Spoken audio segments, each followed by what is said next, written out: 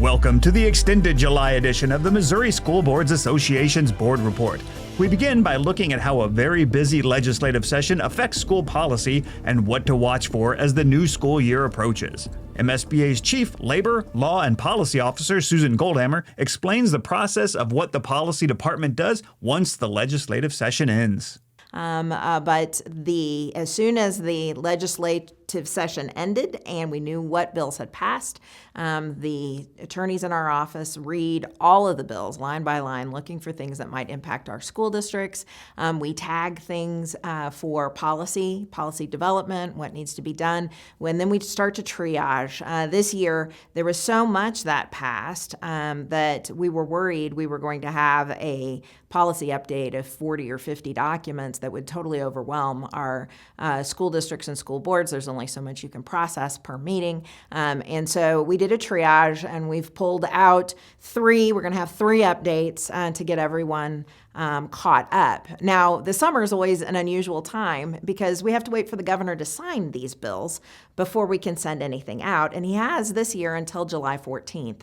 To sign the bills, but then they go into effect on August 28th. And so everyone is always like, where's our policy? Where's our policy? And it's coming.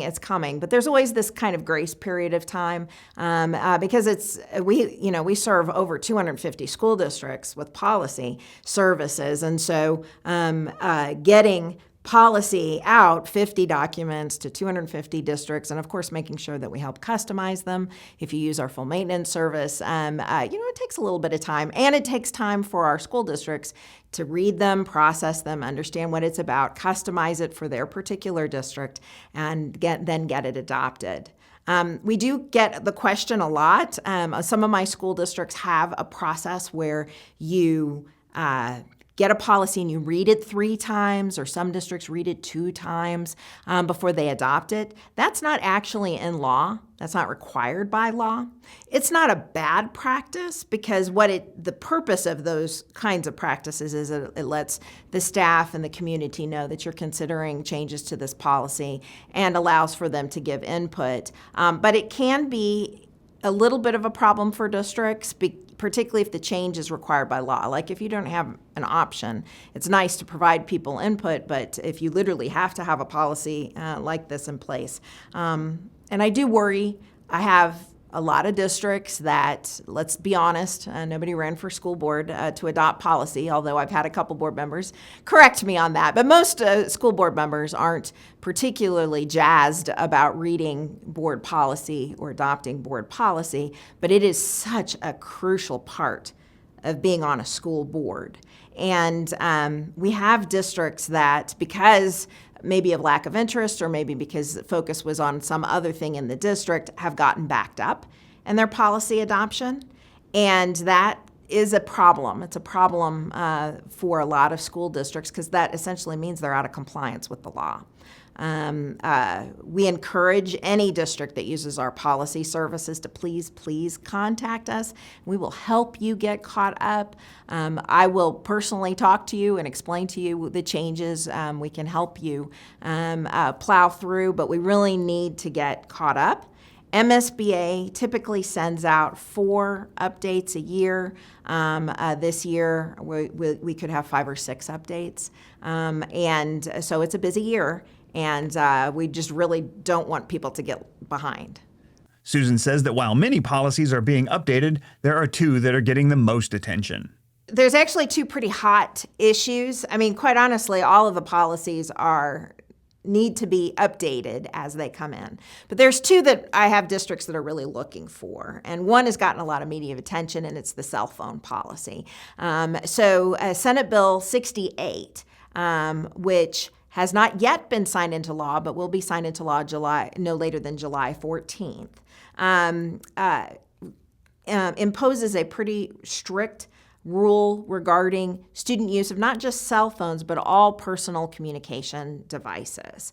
And students are not allowed to use or display these devices essentially from bell to bell throughout the instructional day. That includes lunch times and passing periods, which a lot of districts had been a little bit more lenient on. Now, once the law goes into effect, August 28th, this will be a complete ban. And many districts have contacted us saying, oh my gosh, we've got to have a policy on this. Where's this policy? Where's this policy? And you are getting a policy. The policy is on its way. But I do want to point out, if you use MSBA standard policy language, and some districts have customized it, but if your district uses our standard JG-R, which is the Student Code of Conduct, it already prohibits student use of cell phones and other personal communication devices during the instructional day, including lunch periods and breaks. And so many districts are in better shape than what they thought, and they don't. We are, of course, going to give a more thorough policy with all of the exceptions and the law listed, and that is coming. So what I've encouraged administrators at this point in time is, first of all, check out your Student Code of Conduct. What does it say about cell phones? Check out your student handbooks. What does it say about the use of cell phones and other personal communication devices? And let's get that cleaned up. We are, if the governor has not already signed it by the time you're watching this, we're told the governor will sign this bill, so we're pretty confident of that. So let's get moving forward.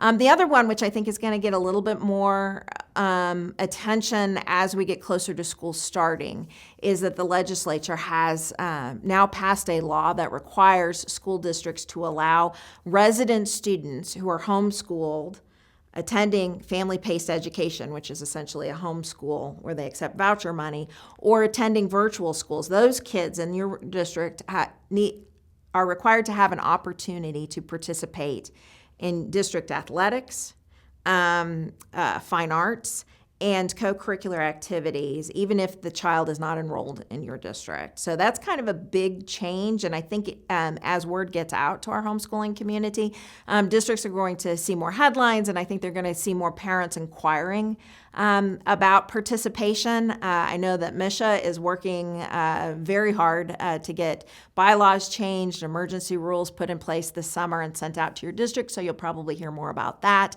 And then districts are going to have, the law doesn't go into effect until August 28th. School starts before then. Tryouts are typically before then. And so MSBA is working through those rules on athletics. And districts are going to probably need to think about, are we going to have a grace period if we've got a show choir and there's tryouts? Are we going to let kids participate, and how? So lots of thought and decisions to be made as we're getting ready for the new school year. But I don't want to take the emphasis off of all of the other policies that are coming and all of the other laws that are coming. And you're going to hear a lot more about that in the next few months. But like I said, the legislature was really productive this year. And so we're just taking little bits of it at a time. To best serve members, the Policy Department recently unveiled a new level of policy service.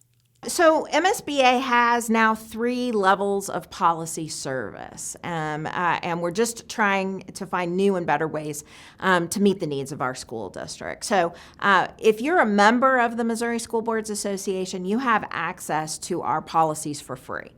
We send you to a Symbly site. We work cooperatively with a vendor named Symbly to go to and download updates, and you can get your policies and your procedures from there. You can download it into Word, and districts can use it however they want. Change it, take it or not take it, and that is free with your membership. But for years, many years, we've had our Platinum service, which is called our full maintenance service. And so member districts pay an additional fee. They are assigned a designated policy editor that will help them customize, help explain policy, try and help them avoid conflicts, do grammatical checks on district language, and help them get it loaded up into their very own Assembly site that's branded to their school district. It's ADA accessible, it's searchable, not just for their own policies, but you can use it to search all of the districts in Missouri's policies that are loaded into Assembly. So it's a really nifty tool. It looks great for the public. It gives staff and the public access, and as many districts know, you're required by law to have your policies posted on your website, so this ticks all the boxes. And so for years, we've had districts pay extra for that service. And now we've developed sort of a service in the middle called Basic Plus. In that service, the district would once again have its very own designated Assembly site branded to your district, linked directly. Policy updates would be delivered straight to that platform. It's ADA accessible, searchable, all the benefits of Assembly, but you would not receive a designated policy editor. You wouldn't have, the attorneys doing legal reviews on all of your changes like you would with the Platinum service. But I think it's a great option for districts that want to have a more professional look to their policies, quite honestly want to abide by the law and have an ADA accessible policy. And it actually provides those districts easier access to MSBA's policy because you don't have to go to a separate site and then draw it down. It's all there in one place. And it's very affordable. And so we're hoping that districts, particularly as, tough budgetary times comes, policy is a lot of hard work. And this is one way for districts to quite honestly save staff time and save money, is to use the Basic Plus service. So we're hoping everybody who is interested will give us a call and we will chat more about that. Watch your email for the weekly and other updates for more policy news and information from MSBA. MSBA recently held its summer summit, and at the conclusion of the summit during the delegate assembly, Shelley Mantell of the Mountain View Birch Tree School District was sworn in as president of the Missouri School Boards Association after serving as president-elect for the past year. She told board members attending the summit that one of her themes in the coming year is servant leadership. So as board members and leaders in education, we hold the future in our hands each day. We can choose to lead in many ways, but I hope in the year to come that we will choose to lead with a servant's heart and work tirelessly to energize the mind and will of our Missouri public schools so that we are always the school of choice for Missouri's children. I look forward to leading as a servant leader and walking beside you as we move Missouri's public education to the next level. Thank you for your support and your confidence in my leadership, and I look forward to serving with you. Thank you. MSBA state officers elected during the delegate assembly meeting held at the summit include President-elect Keisha Lee of the Ladue School District and Vice President Riley Hartwell of the Joplin School District. And registration is now open for MSBA's fall regional meetings and for the 2025 MSBA Annual Conference in cooperation with the Missouri Association of School Administrators and the Missouri Association of School Business Officials. Visit the MSBA website for information on both of these upcoming events. That's it for this month. Thanks for allowing us to have some time at your board meeting, and we'll see you in August for the next MSBA Board Report.